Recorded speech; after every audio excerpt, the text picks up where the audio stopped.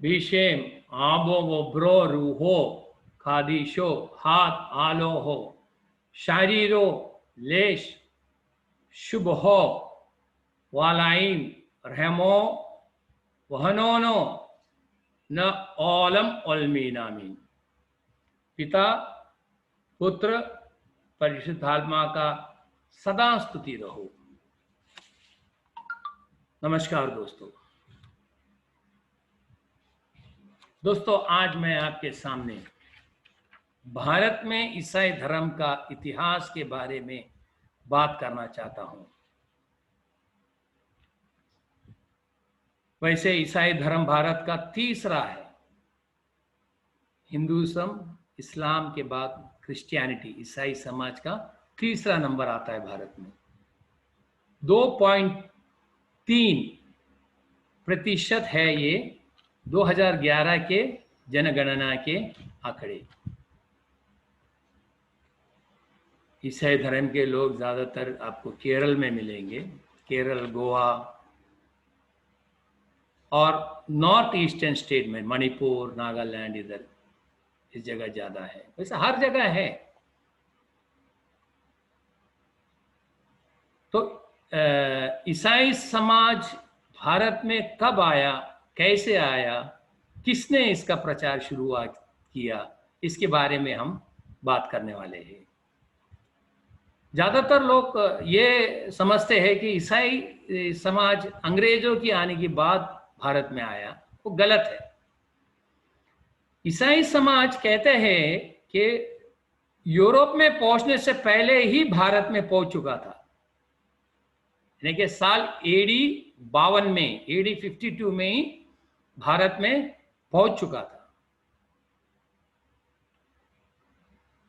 तो उस इतिहास के बारे में हम बात करेंगे, लेकिन उसके पहले हम ये जानना चाहिए कि ईसाई समाज क्या है, ये कहाँ शुरुआत हुआ, किसने इसका शुरुआत हुआ, कैसे इसका शुरुआत हुआ, इसके बारे में थोड़ा जानकारी लेंगे। जैसे कि सब जानते हैं कि 3 ऐसे धर्म हैं जिसके प्रथम पिता कॉमन है, अब्राहम के बारे में आप सुना होगा। अब्राहम लिंकन वगैरह है, लेकिन अब्राहम जो पहला अब्राहम था, अब्राहम ये हिब्रू भाषा है, अब्राहम इंग्लिश में कहते हैं और अरबिक में इब्राहिम। तो ये 3 समाज जो कि यहूदी, क्रिश्चियन और इस्लाम, ये तीनों धर्म अब्राहम को प्रॉफिट मानते हैं, पेट्रियार्क मानते हैं। तो अब्राहम का पैदाइश आज का इराक में हुआ था, उर बोल के एक जगह पे हुआ था। अब्राहम को 90 वर्ष तक संतान नहीं था, बच्चे नहीं थे उनको। उनके बीवी का नाम सारा थे। तो ये अब्राहम, इस गांव में बहुत पाप होता था, उधर लोग का सही रहन नहीं था। परमेश्वर पिता इनसे नाराज थे, ये लोगों से। तो ये अब्राहम पर एक नेक इंसान का रूप पाता है और परमेश्वर, गॉड जिसे इंग्लिश में कहते हैं, अल्लाह अरबिक में कहते हैं, और यहोवा हिब्रू लोग कहते हैं। तो पिता परमेश्वर ने अब्राहम को कहा कि भाई तुम इधर इस गांव में अभी मत रहो, इधर से मैं जहां बताएगा वहां जाके रहना, यहाँ सही नहीं है। तो अब्राहम परमेश्वर का बात का विश्वास करता है और निकल पड़ता है। तो इस तरह परमेश्वर जो भी कहा वो बिना हिचकिचाए अब्राहम ने सुना। फिर अब्राहम को कहता है मैं तेरे संतान को दुनिया का सबसे बड़ा समूह बनाएगा। तब अब्राहम को एक बच्चा भी नहीं था, मगर अब्राहम विश्वास करता है, पिता परमेश्वर का बात का यकीन करता है। इसीलिए अब्राहम को विश्वासियों का पिता कहते हैं, फादर ऑफ फेथफुल। बाद में अब्राहम को एक लड़का होता है अपने हागार के जरिए।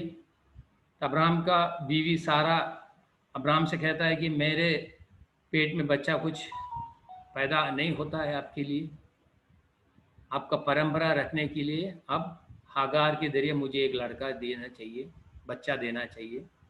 तरह हागार के जरिए अब्राहम को पहला बेटा होता है इस्माइल। लेकिन परमेश्वर बाइबल के मुताबिक, तोहरे का मुताबिक, परमेश्वर ये कहता है अब्राहम से कि नहीं, तुझे मैं और एक बच्चा दूंगा, तेरे बीवी सारा के जरिए भी। बाद में सारा को एक लड़का होता है इसहाक, और इस्माइल के परंपरा है आज के अरब लोग, और इसहाक के परंपरा है यहूदी लोग, और बाद में यहूदी लोगों में से मसीही समाज पैदा होता है। तो इसके बाद इसहाक को बेटा होता है याकूब, जेकब। जेकब का 12 बच्चा लोग होता है। ये 12 बच्चा लोग में से पहले 11 था, तो 11 में सबसे छोटा को भाई लोग, क्योंकि सबसे छोटा जोसेफ था, जोसेफ को पिताजी बहुत प्यार करता था, लाड करता था। जोसेफ भी बड़ा अच्छा था, दिल से अच्छा आदमी था, लड़का था, दिल से अच्छा लड़का, एकदम नेक लड़का था। फिर ये भाई लोग को बहुत जलन होता था इसके ऊपर, क्योंकि पिताजी उसको ज़्यादा लाड करते थे इनसे भी। तो ये जब ये जंगल में अपने भेड़ बकरियां चरा रहे थे, वहाँ जब जोसेफ पहुँचता है, पिताजी के कहने पे एक बार देख के आओ, भाई लोग को थोड़ा खाने पीने का दे के आओ। तो ये लोग इसको पहले मारने की प्लान बनाता है। बाद में वो बड़ा भाई थोड़ा दयालु था, बोलता मारो मत इसको, हम एक कुआं था वहाँ पे, सूखा कुआं था, उसमें डाल देंगे। इसके कपड़े वपड़े निकालता है, फाड़ता है, एक बकरे को मार के उसका खून लगा देता है, और पिताजी को कह देंगे कि भाई इसको जंगली जानवरों ने मार दिया।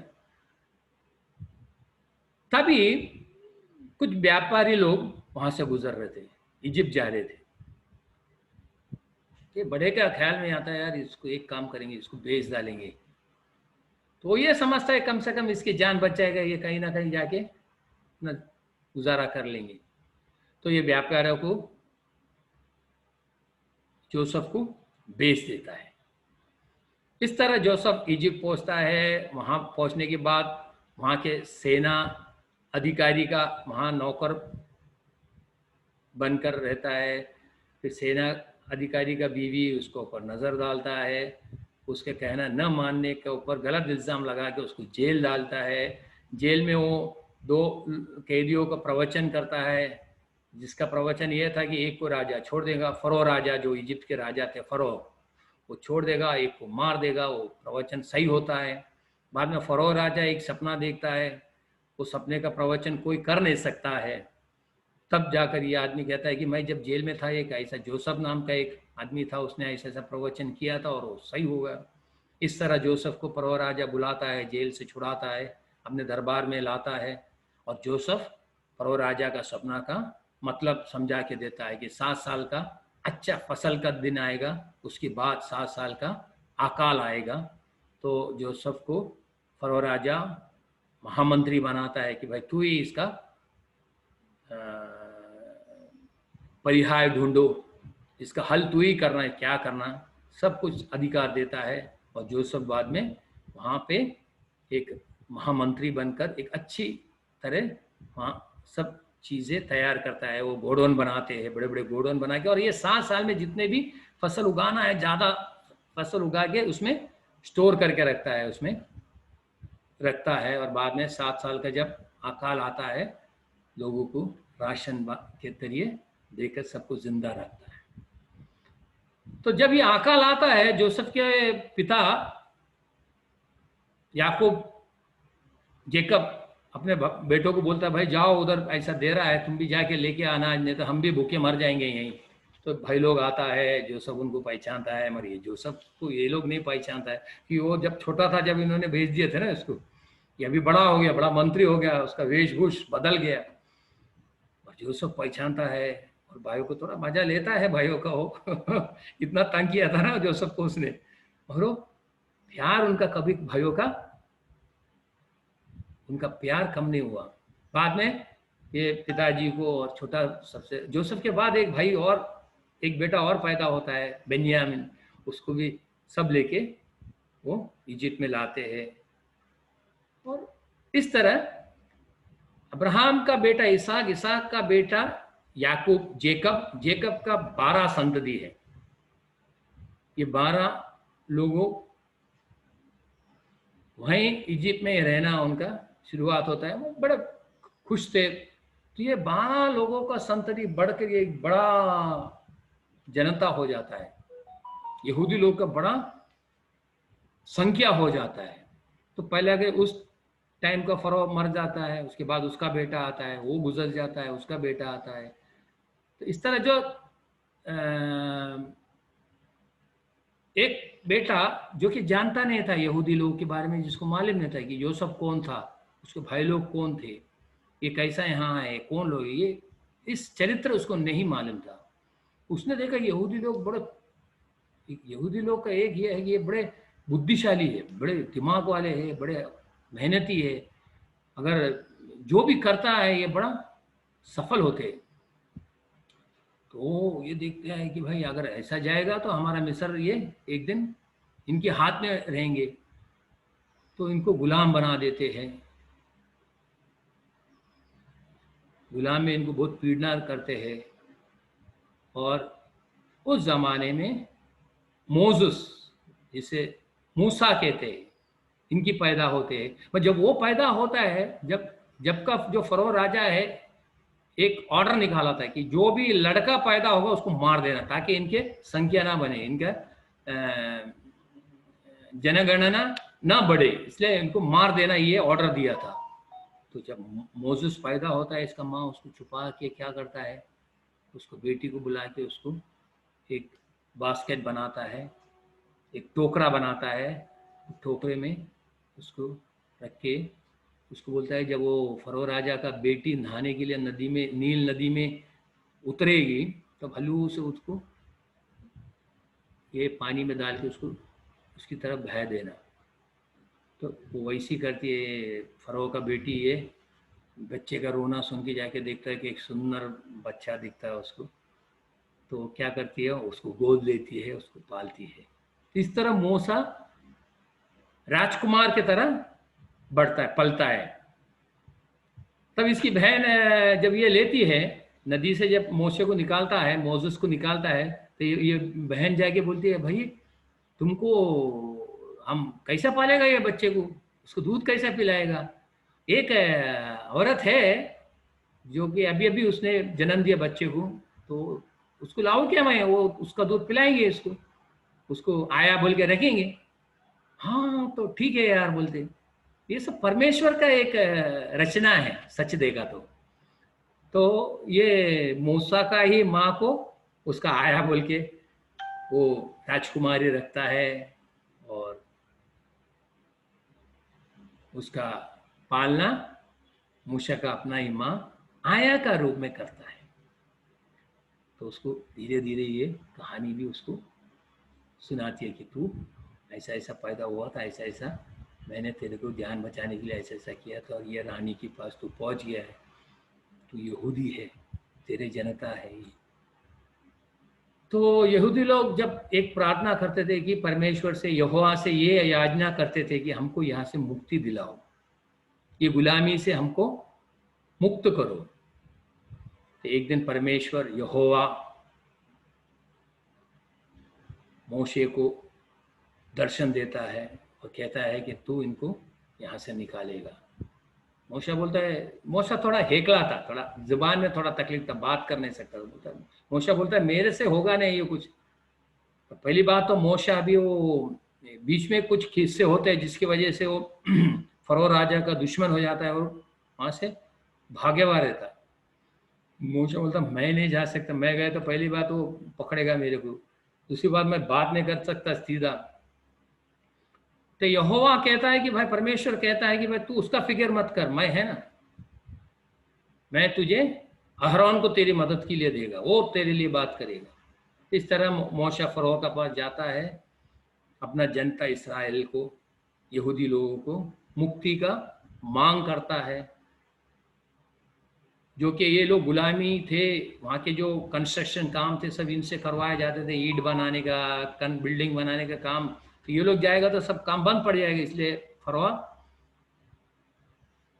तो तैयार नहीं होता है इनको छोड़ने के लिए। तो बहुत से किस्से होते हैं, परमेश्वर बहुत से मिरेकल्स करते हैं मोशे के जरिए।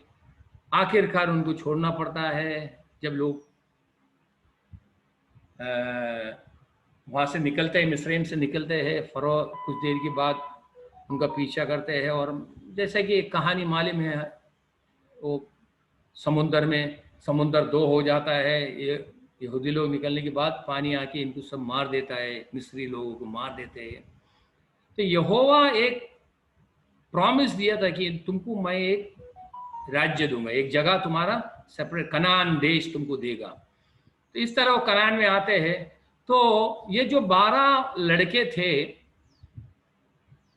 याकूब के, ये 12 संतति, 12 गोत्र होते हैं, ट्राइब्स, 12 ट्राइब ऑफ इसराइल बोले तो ये 12 लड़के लोग हैं। तो ये उस तरह अभी का जो इसराइल है वहां पे पहुंचते हैं। वो दूसरा लोगों के कितने, जैसे कि वो फलिस्तीन नाम नहीं था जब उसका। आज कहते कि फलिस्तीन फलिस्तीन फलिस्तीन नहीं था, पैलेस्टाइन नहीं था। जब उसको कनान कहते थे, और फलिस्तीनी लोग नीचे रहते थे। और फलिस्तीनी लोग ये अब्राहम के संतति नहीं थे। अब्राहम के संतति इस्माइल और इसहाक, इसहाक के बाद याकूब, याकूब के 12 बच्चे लोग यहूदी के 12 गोत्र बनते हैं, ट्राइब बनते हैं। और इस्माइल के जो वंश है वो अरब, जो कि सऊदी नीचे इधर गल्फ कंट्री में रहते हैं। तो ये कनान पहुंचने के बाद बड़े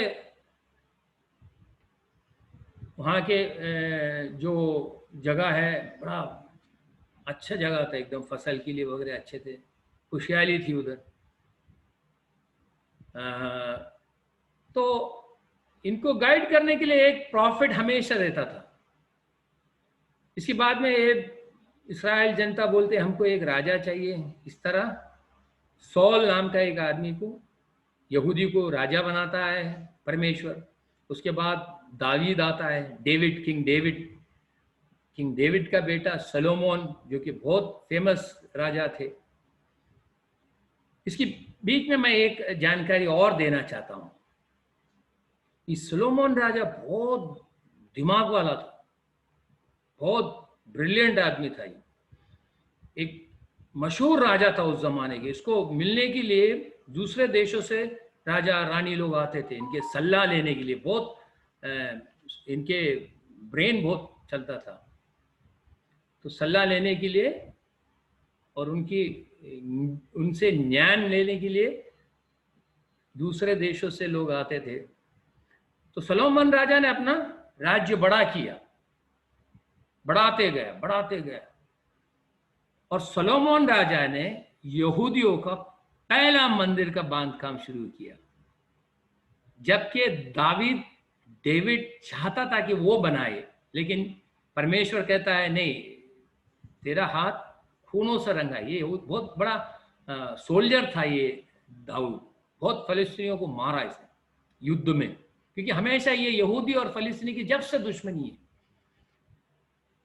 तो दावीद को उसका मौका नहीं देता, सलोमोन को मौका देता है। और सलोमोन राजा ने जेरूसलेम का पहला यहूदियों का मंदिर बनाया, टेंपल। और सलोमोन राजा बहुत व्यापार को बहुत बढ़ावा दिया, बड़े बड़े जहाज बनाए। उनके जहाज भारत में आते थे। बाइबल में लिखा है, बाइबल में 1 किंग चैप्टर 11, एक राजा 11वां अध्याय में लिखा है कि सलोमोन राजा के, क्योंकि समुद्र पर हिराम के जहाजों के साथ राजा भी तर्शीश के जहाज रखता था और 3-3 वर्ष पर तर्शीश के जहाज सोने, चांदी, हाथी दांत, बंदर और मयूर ले आते थे। सोने, चांदी, हाथी का दांत और मयूर, ये सब चीज भारत में ही था जब। तो इतिहास कहते हैं कि 2000 बीसी में ही भारत और इस्राएल का संबंध था, व्यापारिक संबंध था। जहाज आया करते थे 3 साल में एक बार, और यहां से सोना, चांदी, चंदन, चंदन की लकड़ी। कहते हैं कि जो सिंहासन था सोलोमन राजा का, उसका जो हाथ रखने का हिस्सा चंदन का लकड़ी जो भारत से बना के लेके गए थे, कहते हैं, ऐसा कहते हैं इतिहास लोग कहते हैं। और हाथी, हाथी का दांत, बंदर और मयूर, मयूर तो इंडिया में ही थे ना। इन चीजों का यहां से लेके जाते थे। तो जब से ही भारत के साथ इस्राएल का संबंध था। खैर उसके बाद सोलोमन राजा, उसके बाद इस्राएल का 2 राज्य हो जाता है। सोलोमन का बेटा का आने के बाद 2 राज्य हो जाता है। दोनों में दूसरे यानी एक सोलोमन का बेटा और जो फौजी कमांडर है उसके साथ बनता नहीं है, ऐसा वो 2 राज्य हो जाता है। तो ऐसा होते हुए फिर बैबलोन राजा आता है और उन पे हमला करता है, उनको सबको बंदी बना के लेके जाते हैं। और जो पहला मंदिर बनाया था, पहला टेम्पल था यहूदियों का, वो तोड़ देते हैं।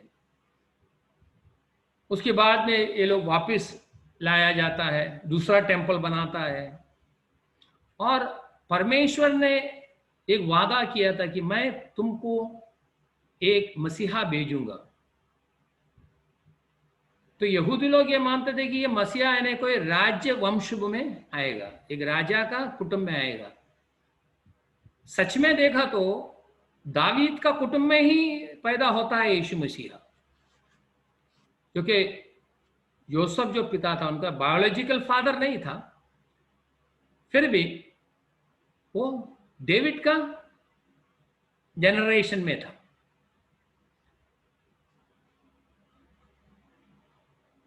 मैरी, मरियम, जो कि जिसका शादी तय हुआ था जोसेफ के साथ। जोसेफ एक नेक इंसान था, यहूदी था, कारपेंटर था, अपने काम में वो कारपेंटर थे, लकड़ी का काम करता था, नेक इंसान था।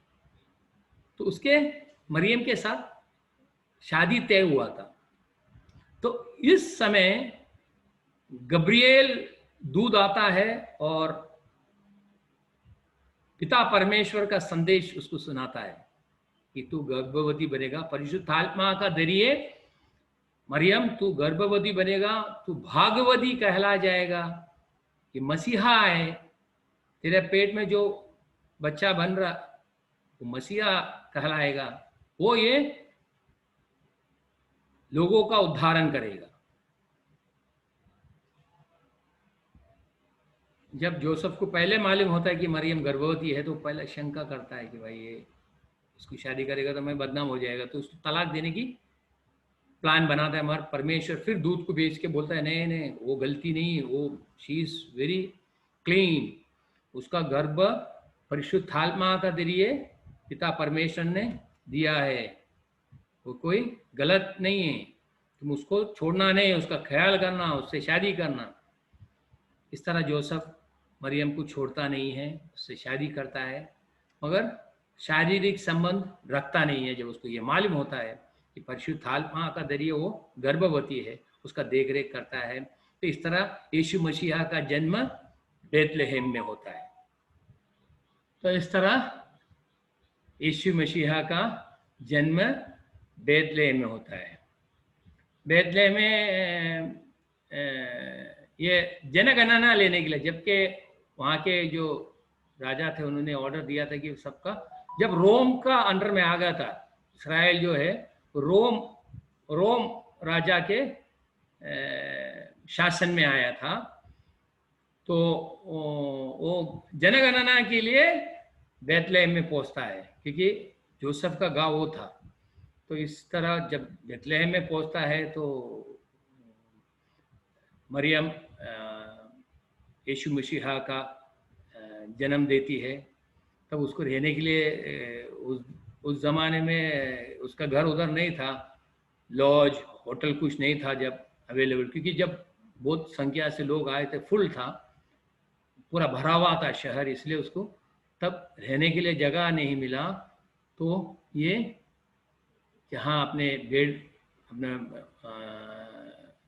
जिसको मेंजर जहाँ भेड़ बकरियाँ रहते थे वहाँ पे यीशु को रखा गया। देखो ये यीशु का जन्म के बाद उसको वहाँ रखा गया। और 3 राजा के बारे में कहते हैं कि 3 ईस्ट से आया, ईस्ट यानी, जबकि जेरूसलेम बेथलेहम का ईस्ट यानी अपना भारत, इस तरह इस जगह से हम समझना चाहिए। ईस्ट से 3 राजा आए, तो ऐसा कहते हैं कि एक राजा भारत का भी था। तो तीनों आते हैं, वो दर्शन करते हैं, प्रणाम करते हैं यीशु मसीहा का। और बाद में जो शेपर्ड्स थे उनको एंजल दूत जाके संदेशा देता है कि ऐसा एक मसीहा का जन्म हुआ है, बेथलेहम में एक मेंजर में है, रखा है। इस तरह से वो उधर उसका दर्शन करने जाते हैं। पर ये 3 राजा जब आए थे, पहले ये समझे थे कि भाई ये राजवाड़े में इसका पैदा हुआ बोल के, जबकि हेरोद राजा का पास जाता है तो हेरोद राजा हैरान होता है, कौन एक राजा पैदा हुआ है, राजपुत्र किधर पैदा हुआ है। वो समझता है कि मेरी जगह के लिए खतरा होगा, इसलिए वो उनको बोलता तुम एक काम करो, जाओ उसको ढूंढो और आके मेरे को बताओ। उसका प्लान ये रहता है कि उसको मारने का रहता है।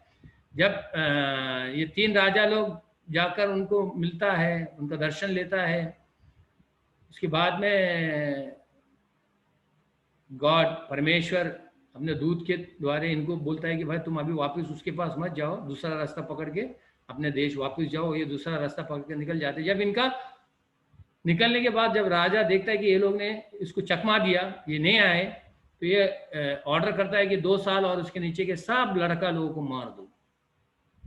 और उसकी पहले दूत जाके योसेफ को बताता है कि तुम माँ को और बच्चों को लेके यहाँ से निकल जाओ। वो मिस्र जाता है और इस राजा का मरने के बाद वो वापस आता है। वापस आने के बाद भी वो अपना गांव में नहीं रहता है, वो नसरेत में, क्योंकि उसको लगा कि कहीं ये बेटा राजा को भी मालूम हो जाए तो लफड़ा करेगा, इसलिए वो नसरेत नाम का गांव में रहना शुरू करता है। तो इस तरह यीशु को नसरेत वाला यीशु ये नाम भी मिला। उसके बाद जब 12 साल का था, यीशु मसीहा बहुत ज्ञानी था, बहुत जबकि तोहरा वगैरह पढ़ के उसको ज्ञान था अच्छा, पूरा कानून यहोवा ने जो 10 कमांडमेंट्स वगैरह दिए उसके बारे में सब ज्ञान था। तो वो जेरूसलेम देवालय में जाता है, वहाँ पे दर्शन के बाद उसके माँ बाप निकल जाते हैं, मगर वो वहाँ रुके, हाँ उनके पुरोहित लोगों के साथ चर्चा में लगे हुए रहते। फिर बाद में माँ बाप देखते, 3 दिन के यात्रा के बाद देखते अरे हमारा साथ में यीशु नहीं है। फिर वापस जाता है यीशु को लेके, फिर वापस अपने घर जाते हैं। और यीशु अपना बचपना अपना माँ बाप के साथ गुजरे। जैसे कि आप देखते हैं जोसेफ एक कारपेंटर था, तो यीशु उनके मदद करते थे, वो भी कारपेंटरी काम में उनकी मदद करते थे। इस तरह 30 साल तक यीशु मसीहा अपना सुविशेष का काम शुरू नहीं किया था। उसके बाद में 30 साल होने के बाद अपने 30वां वर्ष में यीशु अपना मिनिस्ट्री चालू करता है, अपना प्रचार शुरू करता है। स्वर्ग राज्य के बारे में, परमेश्वर का बारे में, परमेश्वर का, सच्चा परमेश्वर के बारे में, कैसे हम जीना चाहिए, कैसे परमेश्वर का कानून हम रखना चाहिए, स्वर्ग राज्य के लिए हम क्या क्या करना चाहिए, इसके प्रचार शुरू करता है। और उसके पहले हम देखते हैं कि जॉन बाप्टिस्ट आता है, जो कि मरियम के कजिन का बेटा था, मरियम का कजिन एलिजाबेथ का बेटा था जॉन द बैप्टिस्ट जिसे कहते हैं। तो यीशु मसीह उसके पास जाते हैं, तब जॉन देखता है, बोलता है, यीशु आप मेरे पास बैप्टिज्म के लिए आए, मैं तो आपका हाथों से बैप्टिज्म करना चाहिए। तो यीशु बोलता है, नहीं, तुम जो रीति रिवाज है उसके हिसाब से करना चाहिए। तो यूहन्ना यीशु का बैप्टिज्म करता है। जब पिता परमेश्वर स्वर्ग से एक कबूतर का रूप में उधर उतरता है, उनका सिर का ऊपर खड़ा होता है कबूतर के जरिए, वो संदेशा देता है कि ये मेरा अपना पुत्र यीशु मसीह है। उसके बाद में यीशु अपना प्रचार शुरू करता है। ये माउंट सेरेमोन बोल के है, एक पहाड़ी, ऊंची पहाड़ी का इलाके में सब लोग आए हुए, इकट्ठा हुए हुए, और यीशु स्वर्ग राज्य के बारे में प्रचार कर रहे हैं, उनको सिखा रहे हैं। उसके बाद में ये यहूदी पुरोहित लोग इसके खिलाफ थे, क्योंकि यहूदी पुरोहित लोगों का खिलाफ कभी भी बात करता था यीशु क्रिस्त स्वर्ग राज्य के बारे में जब बात करता था, इनके जो अन्याय हैं ये क्या करते थे, ये मोशे का जो नियम है इनका गलत इस्तेमाल कैसे करते हैं, इसके बारे में लोगों को कहते थे। और यीशु मसीह ने बहुत अद्भुत किया, अंधों को आग दिलाया, लंगड़ों को सीधा किया, लाजरस जो कि मर चुका था चौथा दिन उसको जीवित किया, सैनिक का बेटी जो मर गई थी वो भी उसको जीवित किया, ऐसे अनेक अद्भुत किया। कुष्ठ रोगियों को सौख्य दिलाया, सिर्फ 5 रोटी से 5,000 को खिलाया। तो ये सब जो जितने भी मिरेकल्स थे, जितने भी अद्भुत है, ये देखकर ये घबरा गए। ये यहूदी जो पुरोहित थे उस जमाने के, यहूदी प्रीस्ट लोग, ये लोग बड़े बड़े भाषण देते थे, ऐसा करना वैसा करना, बिना हाथ धोए नहीं खाना खाना, ऐसे ऐसे नियम लोगों को ऊपर थोपते थे, मगर ये अपने नियम का पालन नहीं करते थे। तो यीशु मसीह ने ये इनका पोल खोलने लग गया, इनके जो लोगों के साथ के जो गलत सिखाना है इसके खिलाफ यीशु ने बोला, इसलिए कि यीशु को कतई चाहते नहीं थे, किसी भी तरह यीशु का खत्मा करने का ये प्लान बना रहे थे। इस तरह उनको एक मौका मिलता है तो यीशु को सूली पे चढ़ा देते हैं। निर्दोष था यीशु, फिर भी उसको सूली पे चढ़ा देते हैं। ये तो खैर होना ही था, एक बलि लोगों का उद्धारण के लिए होना जरूरी था। ये परमेश्वर का इच्छा है, ये परमेश्वर का जो इच्छा है हम नहीं बदल सकते। तो एक दरिया था, यहूदी पुरोहित एक निमित्त बना। तो इस तरह यीशु का क्रूसारोहण होता है, क्रूसिफिकेशन होता है। उसके बाद यीशु को वो मरने के बाद उसको दफन करते हैं। और यीशु ने कहा था, जब जीवित था तब कहा था कि मैं मरने के बाद 3रा दिन मैं जीवित होगा। उस तरह 3रा दिन यीशु जीवित होता है। और जब उसके शिष्य लोग जाते हैं कब्र में, देखता है कि यीशु का शव वहाँ नहीं था, तब दूत लोग आके उनको संदेशा देते हैं कि तुम उसको ढूंढो मत यहाँ। तो पहले मरियम वगैरह जाते थे, उसके जो 2-3 लेडीज थे ना, वो लोग जाते हैं, मरियम दूसरे लोग जाके देखते हैं तो वो नहीं थे। वो ये घबराते, ये समझते हैं कि किसी ने इसका शरीर चुरा के लेके गया, उठा के वहां से लेके गया। लेकिन दूत आके बोलता है नहीं, वो स्वर्गारोहण हो गया है, उसका वो जीवित हो गया है, पुनर्जीवित हो गया है। और बाद में यीशु का अपने शिष्यों को मिलता है जाके, कहते हैं 40 दिन उसके बाद, पुनर्जीवित होने के बाद 40 दिन इस धरती पे था यीशु शिष्यों के साथ। तो एक बार जब वो शिष्यों के साथ मिलते हैं, जब थॉमस जो शिष्य था यीशु का वहां नहीं था, तो जब वो शिष्य लोग कहते हैं कि बाबा ऐसा यीशु मसीहा जीवित हो गया है, पुनर्जीवित हो गया है, हमारा बीच आया था, तो बोलता है मैं विश्वास नहीं करेगा, मुझे यकीन नहीं हो रहा है, मैं जब तक यीशु को अपनी आंखों से देखकर उसके जख्मों पे मैं अपना उंगली नहीं रखूं, मैं विश्वास नहीं करता है। इस तरह जब थॉमस वहां मौजूद था, यीशु फिर दर्शित करता है उनको और कहता है थॉमस, भाग्यवान है वो लोग जो मुझे बिना देखे विश्वास करता है, तुम तो मुझे विश्वास नहीं करता ना, आओ मेरे जख्मों पे उंगली रखो। तो इस तरह थॉमस ये उंगली रखता है, देखते जख्मों पे। जब थॉमस कहता है हे प्रभु, ये मेरे परमेश्वर, वो यकीन करता है कि यीशु पुनर्जीवित हुआ है। उसके बाद यीशु उनको बोलता है कि मैं अभी जाएगा, मैं स्वर्ग में जाएगा, पिता का पास जाएगा, स्वर्गारोहण जिसे कहते हैं। मेरे जाने के बाद मैं अपना कार्यस्थल को भेजेगा, मैं अपना परिशुद्ध आत्मा को तुम लोग के बीच में भेजेगा, और यीशु को स्वर्ग में उठाया जाता है। यीशु कहता है मैं दोबारा आएगा, अंत में मैं दोबारा आएगा, जब तक परिशुद्ध आत्मा तुम्हारे साथ रहेगा। और उसके बाद पेंतीकोस्ती का दिन शिष्य लोग सब इकट्ठा होते हैं, यीशु का माँ मरियम भी वहाँ इकट्ठा होता है, और परिशुद्ध आत्मा का अभिषेकम होता है, परिशुद्ध आत्मा का उन पर अभिषेक होता है। और उसके बाद पेंतीकोस्ती के बाद परिशुद्ध आत्मा के शक्ति मिलने के बाद शिष्य लोग दुनिया के यीशु के कहने के मुताबिक दुनिया के हर कोने में जाकर यीशु का सुसमाचार लोगों को सुनाता है। यीशु उनको कहता है जाओ, इसके बाद आप लोग जाना, दुनिया के हर कोने में जाके स्वर्ग राज्य के बारे में बात करना, यीशु मसीहा के संदेश हर जगह पहुंचाना, पिता पुत्र परिशुद्ध आत्मा का नाम पे सबका स्नान करना। इस तरह शिष्य लोग दुनिया के हर हिस्से में पहुंचते हैं।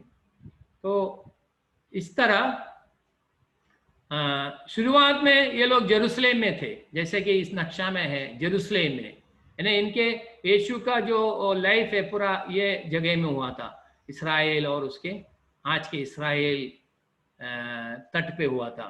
तो यहाँ से यीशु के स्वर्गारोहण के बाद पेंतीकोस्ती के बाद जेरूसलेम में यीशु के जो शिष्य और उनको जो फॉलो करते थे, जो उनके साथ है, उनको धीरे धीरे यहाँ यहूदियों का फिर से पीड़ना, यहूदी रोमन का पीड़ना होने की वजह से धीरे धीरे यहाँ से वो लोग दमस्कस होते हुए एंटियोक पहुंचते हैं।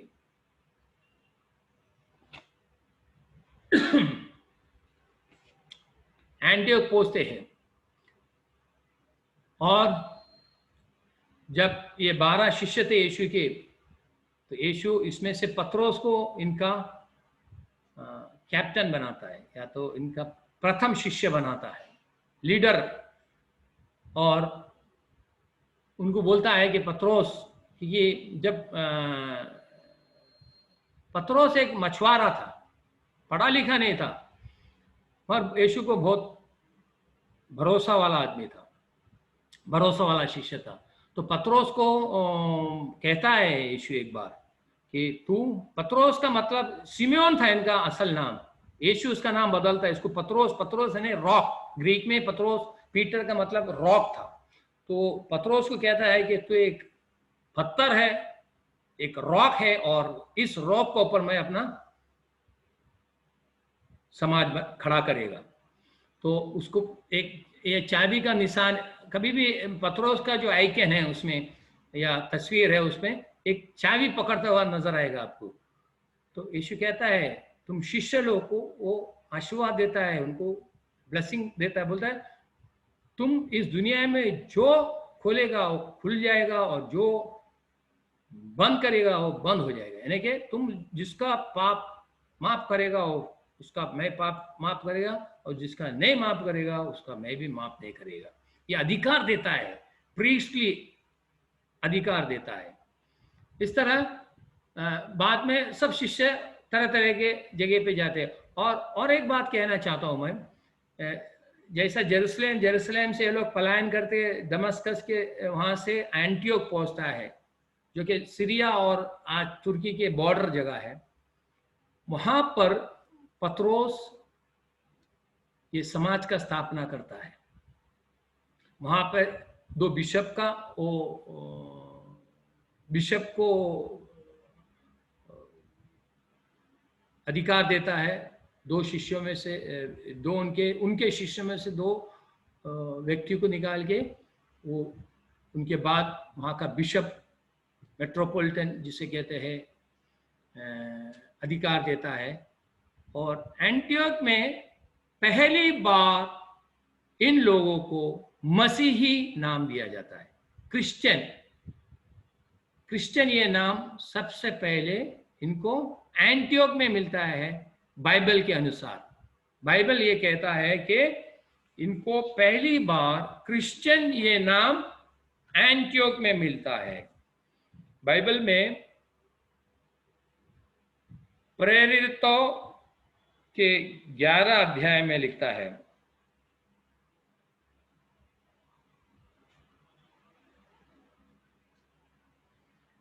Chapter 11 acts of the apostles, प्रेरितों का 11 चैप्टर, इसका 26, जब वहां उससे मिला तो उस अंत्योक लाया गया और ऐसा हुआ कि वे 1 वर्ष तक कलीसिया के साथ मिलते और बहुत लोगों को उपदेश देते रहे। और चेले, यानी किसके चेले? यीशु के चेले सबसे पहले अंत्योक ही में ही मसीही के कहलाए गए। यानी एंटियोक में इनको अंत्योक जिसे कहते हैं उस जगह का, वहां पे इनको पहला दफा क्रिश्चियन ये नाम से पुकारा गया। तो उसके बाद हम देखते हैं पत्रोस वहां से ये 2 बिशप को अधिकार देता है और उसके बाद वो रोम में गए। ज्यादातर लोगों का ये मानना है कि रोम में शुरुआत हुआ क्रिश्चियनिटी का या मसीह समाज का। ये गलत है। मसीह समाज तो शुरू हुआ था जेरूसलेम से, फिर बाद में दमस्कस से होते हुए एंटियोक में पहुंचता है और एंटियोक में इनको पहली बार मसीही कहलाने लगे। और जैसे कि आप देखते हैं ये आइकन है सेंट थॉमस। और भारत में एडी 52 में, यानी मसीह साल एडी 52 में थॉमस जो यीशु के शिष्य थे, जिसने यीशु का जख्मों पे अपने उंगली रखा था, वो भारत पहुंचते हैं। जैसे कि आपको मैंने पहले बताया था कि भारत में यहूदी लोग उस जमाने से है। कहते हैं कि जब दूसरा मंदिर गिराया गया था यहूदियों का, तो यहूदियों को बहुत पीड़ना सहने की नौबत आई। तो एक पीड़ना की वजह से यहूदी लोग पलायन करके भारत पहुंचे और एक व्यापार के रूप में भी वो भारत पहुंचे थे। तो पहले ऐसा था, जहाज चलते थे, जैसा वैसा रोड भी, लैंड जमीन से भी होता था, कम्युनिकेशंस होता था, मगर जहाज आते थे। उस जमाने में मिडिल ईस्ट, ग्रीक, रोम, यहाँ से जहाज आते थे। केरल के तट में कोडंगल्लूर नाम का एक पोर्ट था हमारे, कोचीन पोर्ट के वगैरह पहले, सबसे पहले कोडंगल्लूर नाम का, कोचीन से नजदीक है, ज़्यादा दूर नहीं है। यहाँ पे एक व्यापारिक केंद्र था, यहाँ से यूरोप से वगैरह लोग आते थे और यहाँ से हमारा पास बहुत धन थे, नेचुरल सोर्सेस है, हमारा भारत बहुत धनी देश था। तो यहाँ से चंदन का लकड़ी, जैसे कि हमने देखा सोलोमन राजा के ज़माने में, स्पाइसीज जो हमारे काली मिर्च वगैरह है, यहाँ से बहुत यूरोप में वगैरह यहाँ से ट्रेड होते थे। तो इस तरह सेंट थॉमस कोडंगल्लूर में AD 52 में पहुंचे। जब वो आए तब के राजा ने उनको स्वागत किया, वहाँ का राजा ने उनको स्वागत किया, भारत में रहने का इजाज़त किया, और इस तरह सेंट थॉमस ने अपना प्रचार शुरू किया। उन्होंने 7.5 गिरजाघर स्थापित किया। 7.5 यानी 7.5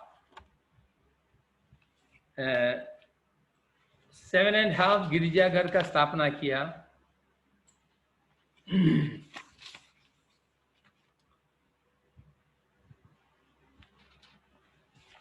वो है कोडंगल्लूर। ये कोडंगल्लूर में पहले आया था ना थॉमस, यहाँ से शुरुआत किया कोडंगल्लूर, फिर निर्नम, कोल्लम, कोयलोन कहते हैं, कोल्लम,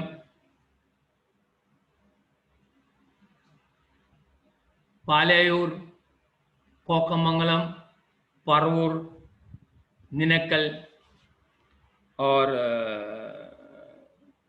वो जो आधा है, वो इसलिए आधा कहते हैं, छोटा समाज था वहाँ पे, तिरुवांकोड यहाँ पे स्थापित किया। और इसके बाद उनका मयलापुर गया, वो जो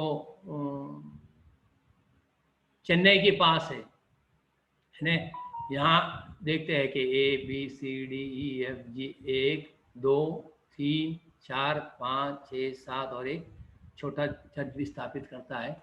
उसके बाद वो अपने मदुराई होते हुए ये मद्रास के नज़दीक मयलापुर पहुँचते हैं, वहाँ प्रचार शुरू करते हैं, और वहाँ पर वो उनको मारा गया। वहाँ पे वहाँ के जो नेटिव्स थे उनको मार देते हैं। तो ये है मसीही समाज का भारत का आगमन, भारत में इनका चरित्र यहाँ से शुरू होता है। केरल का तट से मसीही समाज का भारत में शुरुआत हुआ है। उसके बाद में दूसरे भी इतिहासकार कहते हैं कि बर्तोलोवी नाम के जो शिष्य था वो भी आया था, मगर उसका कुछ कॉन्क्रीट एविडेंस नहीं है, उसका कुछ प्रूफ नहीं है हमारे पास, कोई चरित्रकार के पास उसका डॉक्यूमेंटेशन नहीं है। कहते हैं वो कोंकण में आए थे, मगर उसका कोई इतिहास नहीं। और एक बात मैं कहना चाहता हूँ, थॉमस ये जो अपना सुसमाचार शुरू किया, उसके पहले भारत पहुंचने से पहले गुंडोफर राजा से मुलाकात होता है। वो मेरे ख्याल से जो इंडस वैली थे हमारे सिंध प्रोविंस भारत के, वहाँ के राजा थे, उनके पास जाते हैं और वो कहते हैं उनको एक महल बनाने के लिए, क्योंकि ये कारपेंटर थे, बहुत कारीगर थे, ये बिल्कुल एकदम ब्रिलियंट कारीगर थे।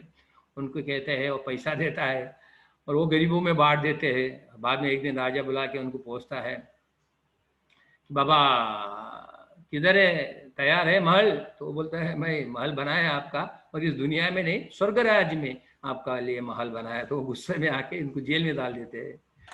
और एक दिन ये राजा का छोटा भाई बहुत बीमार होता है, मौत के करीब पहुंचता है। तब कोई कहता है कि ये जो थॉमस है जिसने आपने पकड़ के जेल में डाला है, ये बड़ा चमत्कारी आदमी है। तो राजा उसको बुलाता है, थॉमस आके इसका इलाज मिरेकल्स के द्वारा इसका ठीक करता है, इसका जान बचाता है। तो ये खुश हो जाता है गुंडोफस राजा और उसको अपना प्रचार करने का अधिकार देता है। ये भी एक कहानी है। खैर, तो इस तरह से सेंट थॉमस भारत AD 52 में पहुंचता है और मसीही समाज का प्रचार शुरू करता है, यहाँ चर्च का स्थापना करता है। और इसके बाद इनके गुजर जाने के बाद जो भारतीय लोग जो मसीह धर्म स्वीकार किए थे, इनके पास सिखाने के लिए, बाइबल सिखाने के लिए या प्रेयर करने के लिए, प्रेयर सिखाने के लिए वगैरह कहते हैं कि कोई नहीं था। तब एक व्यापारी था जिसका नाम था, उसका भी नाम थॉमस था, थॉमस ऑफ कनान, कनाई तोमा जिसे कहते हैं। एक व्यापारी था, वो पहुंचे कोडंगल्लूर में, उसने देखा यहाँ मसीह समाज के लोग हैं जिनके गले में लकड़ी का क्रूस वगैरह दिखते हैं, क्रूस माला दिखते हैं, मगर यहाँ इनको सिखाने, इनको लीड करने या इनको नेतृत्व देने के लिए कोई दिखता नहीं है। तो वो वापस जब जाता है एडेसा जाके, जबकि पेट्रियार्क जो बोलते हैं, पात्रिकीस, जो कि रोमन कैथोलिक में पोप कहते हैं, पेट्रियार्क, सीरियन ऑर्थोडॉक्स यानी सीरियन ऑर्थोडॉक्स चर्च का जो हेड है, सबसे प्रमुख है, उनको पेट्रियार्क कहते हैं। पेट्रियार्क से ये बात कहते हैं, और एक दिन पेट्रियार्क को फिर सपना गिरता है कि इधर मसीह लोग हैं, उधर आदमी लोग प्रचार के लिए भेजना चाहिए। तो इस तरह से थॉमस ऑफ कनाई इनके साथ एडी 345 में तकरीबन 400 यहूदी मसीही, यानी मसीही लोग जो यहूदी समाज से मसीह बने थे, जूइश क्रिश्चियंस, ये आते हैं कोडंगल्लूर में आते हैं, और वहाँ से सीरियन ऑर्थोडॉक्स चर्च का शुरुआत भारत में होता है। इसके बारे में मैं अगला एपिसोड में आपसे बात करेंगे। तब तक के लिए पिता पुत्र परिशुद्धात्मा का स्तुति रहो।